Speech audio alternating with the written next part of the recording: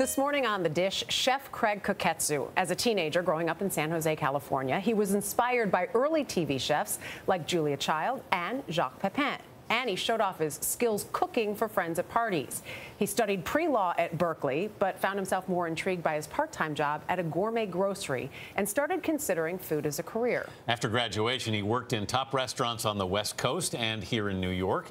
He's now executive chef and partner at Quality Branded, creating the culinary concept and menus for Quality Meats, Quality Italian, Quality Eats, and Park Avenue Spring. And Chef Craig Koketsu, good morning. Welcome to The Dish. Thanks for having me. Thanks for being here. Tell us about what's on this table. All right, we got a nice spread for you today. This is, we'll start here. This is what we call our monkey bread, and this was sort of like a family tradition during the holidays. My mom would sort of put balls of dough together and then let them rise and proof up and then like your mom's tradition. Yeah.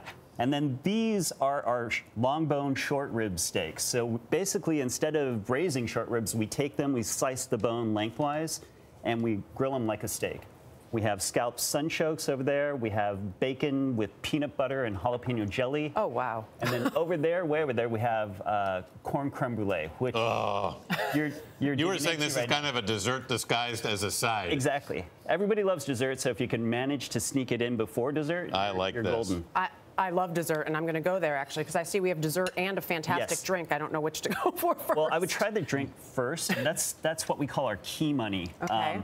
And for those of you that are in the restaurant business, key money is something that you sort of end up paying a prior tenant to sort of get the space, and that's sort of a wink and a nod to our former tenant at our space at Quality Eats. It was a gin mill, and so that has strawberry This is a good infused summer. gin. Yeah, it's delicious, right? Mm-hmm. And there's cucumber cubes in there. It's delicious. So you started. We said coming in that you kind of studied at the school of Julia Child. There's a whole class of chefs, it seems, that she essentially graduated through her TV show. Definitely. You know, I think that was sort of, this was like pre-Food Network, and so PBS was sort of like your only source of all this information about food, and Julia was like the queen.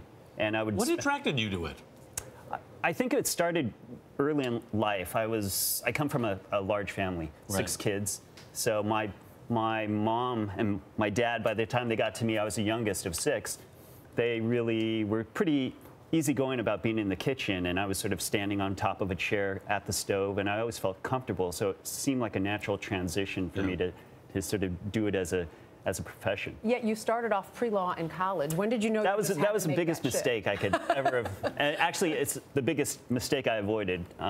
So yeah, I was studying rhetoric at Cal Berkeley, and it was a pre-law major. I don't really know what I was doing, but I quickly found out that we've all had those moments. Yeah, I was outclassed by my fellow classmates. So.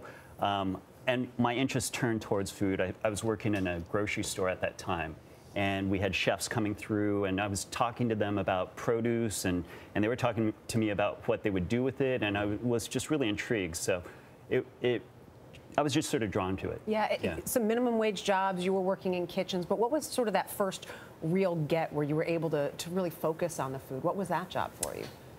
Well, I think when I moved to New York and I got into the kitchen of L'Espinasse, and this was in the 90s, and Chef Greg Coons was the chef, and it was so far beyond anything I had experienced to that point.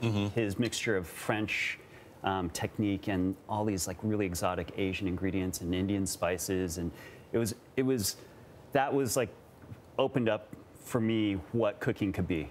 You preside, you were telling us now, over 8 restaurants. Right. Soon to be a 9th? Soon to be 9th. Yeah, we're opening another one in Manhattan early July.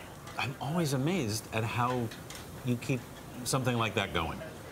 It's a lot of work, but really, you know, it's like anything. It's building a good team, and we have an amazing team. We have people that have been with us in our company for like close to 40 years. Our company goes back way back to 1977 with Smith & Wollensky, and so you know, we have people that have been with us for that entire time, and those people are really what keeps us going. It is amazing, just the work that you're doing, and also the idea of taking these larger restaurants and keeping them, I guess, feeling more casual and comfortable. How do you do that?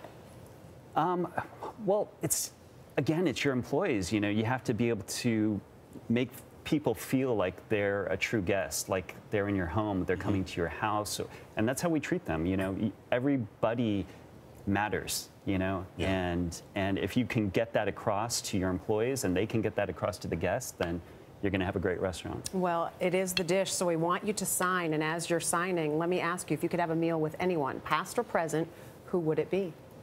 I would have to say my mom.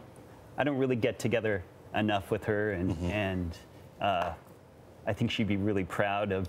And she doesn't really get out to the East Coast, so she'd be really proud to see, you know, what we've accomplished out here. So. Mama's always a good choice. It is, and it is all delicious. Chef Craig Koketsu, thank you very much. We appreciate you being here. For more on Craig and the dish, you can head to our website at cbsthismorning.com.